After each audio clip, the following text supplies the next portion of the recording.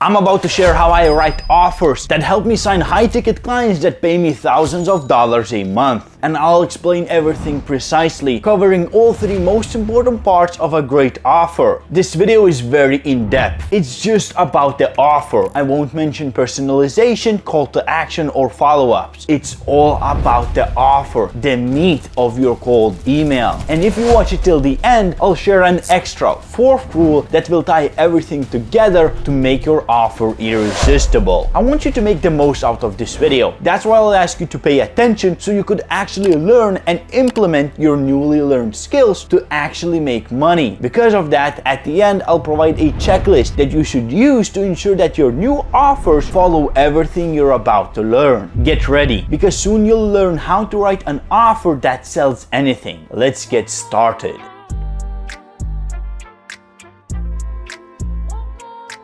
First part of a great offer is your claim. Here you have to mention whatever you're offering to your prospect. And this first point is where most people mess up. The number one mistake you can make is having a broad claim, an offer that's targeted to everyone. For example, an offer like will help you reach $10,000 per month. This claim is so broad that it fails to resonate with your prospect. If you're creating social media content, yes, it might help you reach more people. But when you're doing cold outreach, you want your offer to be as specific as possible to your ideal customer. Broad claims are only good if you're reaching out to people who are not entrepreneurs, the everyday Joes. In all other cases, if you're targeting business owners, your claim should be super specific. So instead of having a generic claim like will help you reach $10,000 per month that applies to everyone, you should say will help you increase your reply rate by 5% with programmatic cold email, or will help you add 5K MRR by increasing your CVR with an optimized sales funnel. These claims are much more specific and will resonate with your prospect a lot more, increasing your reply rate. How do I know that? Well, if you look at it, these offers include a lot of acronyms that most of you might not even understand. That's the first rule of writing a great specific claim, using your ICP's jargon. In your claim, you want to use words and acronyms that are commonly used amongst your ICP. If I sent two cold emails and one said, I'll help you get better results with cold email, and the other said, I'll help you increase your reply rate by personalizing your cold emails, which one would you pay more attention to? Of course, it's the second one, because the second one is using familiar terms. Reply rate personalization is way more specific than results. So the same goes when you're doing cold outreach. You have to learn about your ideal client so you'd know exactly what kind of terms they use. If you're reaching out to SaaS owners, you might use terms like churn and ARR. If you're targeting people in marketing, you can mention trends and going viral. If you want to work with roofers, say roof shingles instead of dollars. Of course, I'm kidding with the last one, but you get me. By using familiar terms that your prospect uses, you seem more trustworthy. It feels like you're one of them. You understand their pain points and desires a lot more, and you can actually help. There are 4 more things that make up a great claim. You might not be able to fit all of them into one message, but let me explain them from least to most important. Least important is effort. It's great if your claim answers the question of how much work your prospects will have to do to reach your promised results. Now, what do I mean by that? If I'm doing cold outreach and I simply say that I'll help SaaS companies grow on TikTok, it's really vague. The marketing team might not understand how I'll help exactly. Will they need to film the content and I'll edit it? Maybe they provide ideas and I film? This offer doesn't clearly let the prospect know how much effort they'll need to put in. Should they dress nicely and get ready to film content, or can they chill while I do the dances? To make sure this doesn't confuse your prospect, you need to let your prospect know exactly how you'll help them achieve the results you shared. Now, this doesn't have to be complicated. You're not going to fit a whole strategy plan into a pitch. That's why you can use 3 simple letters and say one of these options: DFY, DWY, and DIY. Let me explain what they mean. DFY means done for you. This is for the services where you do everything for the client. They just need to look at their results and smile. DWY means done with you. This is where you guide your client through a process and they achieve their results themselves. DIY means do it yourself. So you share a strategy, a course, or a tool, and your client does it all by themselves. They're a grown up now, they can do it. Add these 3 letters anywhere in your claim and it should help relieve any confusion. Now let's move on to a little more important stuff, the vehicle. The vehicle is basically the method of how you're going to reach your promised results. Is it paid ads, SEO, cold outreach, whatever. The vehicle is more important to mention than the effort because it answers more questions. Knowing Mentioning the vehicle could even answer how much effort your prospect will need to reach their results. For example, if the vehicle is paid ads, your prospect just needs a certain budget. If the vehicle is cold email sending platform, your prospect will need leads and mailboxes. The vehicle is a relatively simple thing. All you do is mention the method of how you're going to reach the promised results for your prospect. Grow SaaS companies with TikTok, or increase reply rate with personalized emails. Increase website traffic with SEO, or get more ladies with a better haircut. I need one.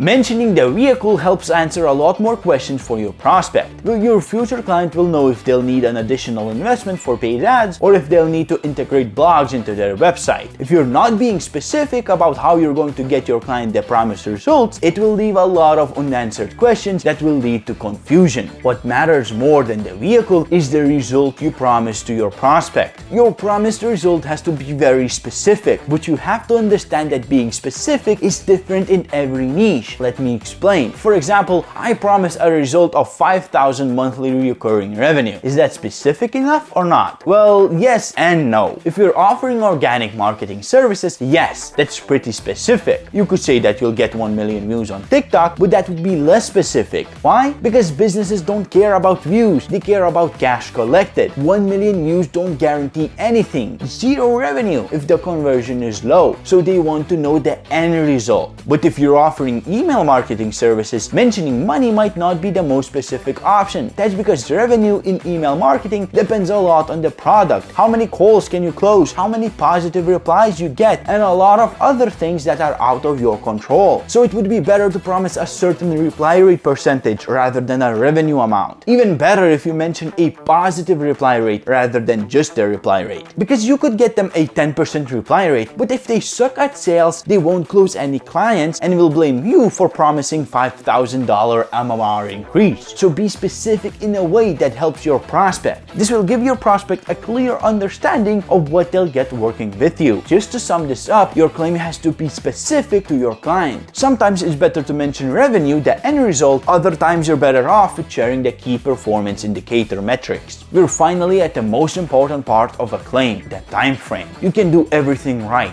but if you don't mention the time frame in your offer, you're screwed. If you paid attention, you should have noticed that each and every part of a great offer I mentioned is designed to answer any questions or objections that may pop up in your prospect's head when they're reading your offer. Questions like what's in it for them, how will this be done, how much effort does it take. Everything I shared is to help you be one step ahead of your client and to make sure your offer doesn't confuse or overwhelm them. The same goes with the time frame. If you don't mention the time frame, your offer looks silly. Let's say you're a fitness trainer and you pitch your prospect like this: I'll make you fit with personalized plans and weightlifting. The first question that comes to your prospect mind is, how long is it going to take? Will I need to lift weights for 2 years? A month? A decade? Not mentioning the time frame needed to reach your promised results is a huge mistake. Short time frame is a great selling point. So if you don't mention it, you're losing a huge advantage. I mean, think about it. If you're buying pizza and you have two identical offers, same amount of pepperoni, same size, same cheese, the only difference is that pizza A will be delivered in 25 minutes, but the pizza B will be delivered in 30 minutes. Which one would you choose? Of course, it's pizza A, because even though everything is the same, the time frame to get that tasty result is shorter. If you don't mention your time frame at all, you're losing against everyone else, even if their time frame is longer than yours, because you leave your prospect in a state of confusion. They don't know when they'll get their result, and this will make it harder to close them. Before we move on to the next point, let's sum this up. A great claim is a claim that leaves no unanswered questions. This claim usually has a specific time frame, like 1 month or 2 months. It has a specific result that's relevant to your prospect. That could be add additional $1,000 in monthly recurring revenue or 5% increase in positive reply rate. A vehicle, which is the method of how you're going to get the promised results for your client. This is whatever you're selling: paid ads, email, organic marketing, whatever. And lastly, the effort needed by your client to reach your promised results. Perhaps your services follow the done-for-you method and your client doesn't have to lift a finger, or they need to allocate a portion of their budget to paid ads or spend an hour or two recording footage. Now you know exactly how to write a good claim, but there are still unanswered questions. We now need evidence to support your claim. If you did everything I told you when writing your claim, you answered most of your prospect questions. They know what you're selling, what results your prospects can expect, and how much work is required from their end. But now another question arises. Can you actually deliver on your promises? This is the time to prove that you can do what you offer. You talk the talk, but can you walk the walk? If you don't answer this question and don't provide the evidence, your lead will not trust you enough to move forward and hop on a call. So how do you present this evidence? How do you show your prospect that you're actually capable of achieving your promises? It's pretty simple. You need to share a case study or a testimonial. Both of them communicate the same idea, but they are a little bit different. So let me explain. In a case study, you talk about the results you achieved in the past. And in testimonials, your clients talk about the results you achieved for them. Both case studies and testimonials are amazing, but both of them should be used differently. Let me explain. Testimonials are more valuable, but you cannot use testimonials in the initial email. That's because testimonials are usually in a video format or a lengthy message, and you should never send videos or lengthy messages in the initial email, because doing that just hurts your deliverability. Of course, you could rephrase and shorten testimonials, but then they just become a case study. So in theory, you should only use testimonials as follow-ups to preserve your deliverability, and opt for case studies for your initial emails. Now, to have a great case study, you need to follow a few rules. Case studies are similar to your claim. They have to be specific and mention the same important things that you mentioned in your claim, the result and the time frame. There's usually no need to add effort and vehicle because this information should have already been explained in the claim itself. Let me show you what a bad case study may look like versus a great and specific case study. Here's a bad case study. We helped our previous client increase their revenue. And here's a much better one. Last month, we helped company X, Y, and Z triple their positive reply rate, bringing in $15,000 in opportunities. This case study has everything you need. After reading this, your prospect knows exactly what they want to know. The result, triple the positive reply rate, helps your prospect realize what kind of results they can expect. And the time frame lets them know how long they'll need to wait to see a return on investment. Now, if you noticed, I didn't talk about one thing that's different between these two case studies. In the second one, I mentioned the competitor's name. This is one of the most important elements of a great case study. Name dropping your previous client allows your prospect to verify the results you're talking about. And this makes the case study a lot more believable, a lot more concrete than if it was a vague statement. Mentioning your past clients' names gives you a lot more credibility. If the result was for a competitor of your prospect, it's even better because it plays on the psychology of your prospect. I explain more about psychology tricks in this video. You can watch it after this one. Okay, I gave you a lot to chew on, so let me simplify it. You'll write amazing case studies if you understand what I'm about to tell you. Your claim will be challenged, and the case study is there to win that challenge. So you have to be as specific as possible and answer any questions before your prospect can ask them. If your case study isn't specific enough, your prospect will question the legitimacy of your case study, get overwhelmed with questions, and won't respond at all. But what if you have no results you could share as case studies or testimonials? If that's the case, you can leverage social case studies. I don't want to take long to explain this one, so here it is in short. Social case studies is proof that your method works. For example, if your offer is about cold email, you could share how cold email helped Alex Hormozy earn his millions, or anyone else who's well known and has good social status in the niche. Sometimes social case studies could work even better than regular case studies because they leverage social proof. This is something I also talk about in the video about psychology. You should definitely check it out. So take anything that proves that your product works and use it to support your claim. And it doesn't have to be someone popular like Alex Hormozy. Anything that shows that your concept works is better than nothing.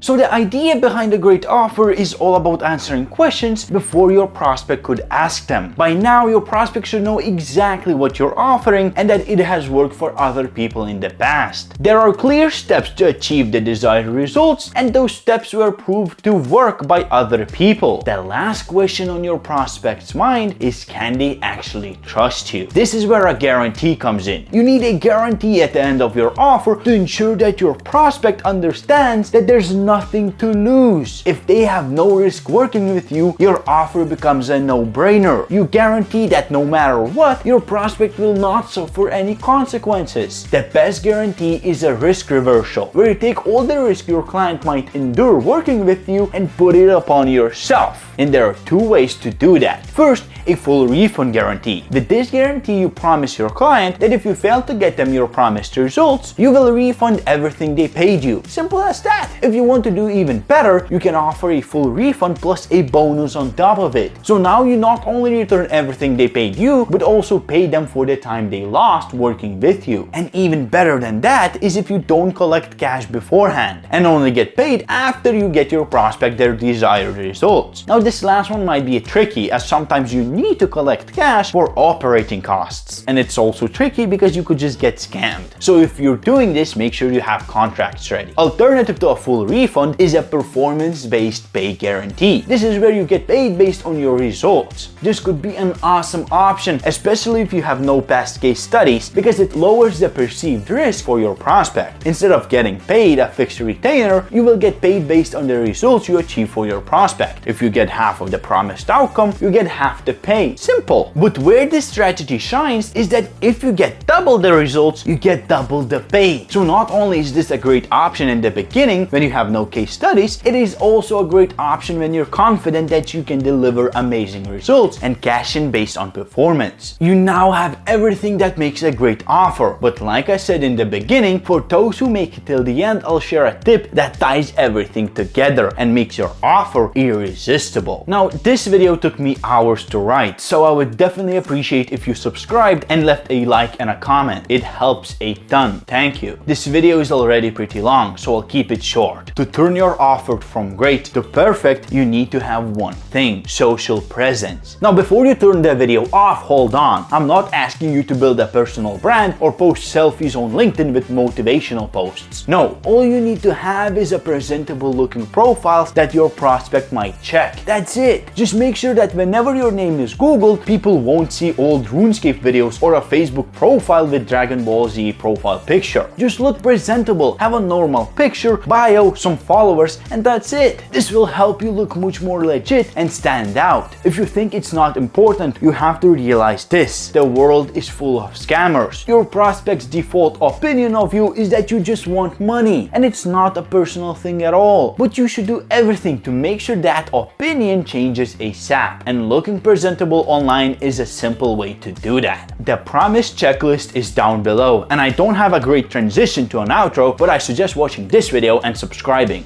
Bye!